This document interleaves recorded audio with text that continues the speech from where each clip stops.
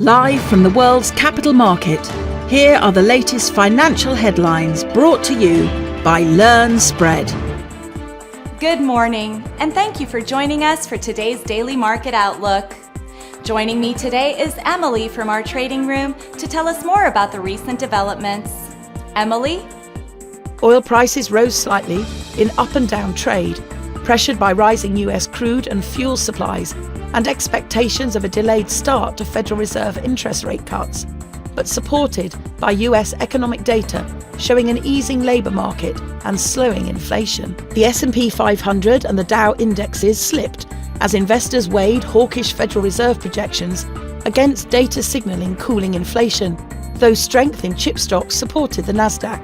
Nasdaq component Broadcom soared 12.2% to hit a record high. Chris Amani, CEO of Terraform Labs, has announced that the firm will cease operations following a $4.47 billion settlement with the United States Securities and Exchange Commission.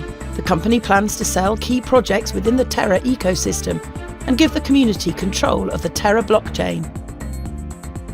The euro-dollar pair dropped 0.6% in the last session. The ultimate oscillator is giving a negative signal. The Bitcoin-dollar pair plummeted 2.1% in the last session. The stochastic indicator is giving a negative signal. The pound dipped a slight 0.2% against the dollar in the last session. The CCI is giving a negative signal. The Aussie-dollar pair fell 0.4% in the last session. The ultimate oscillator is giving a negative signal.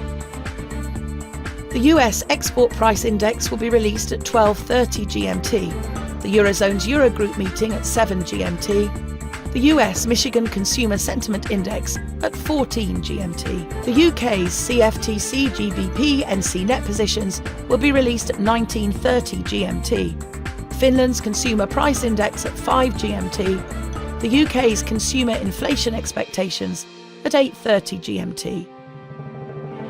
We hope that you've enjoyed today's Market Outlook. On behalf of all of us here, we wish you a productive trading day. Be sure to log in tomorrow morning for the latest news and events from the financial markets.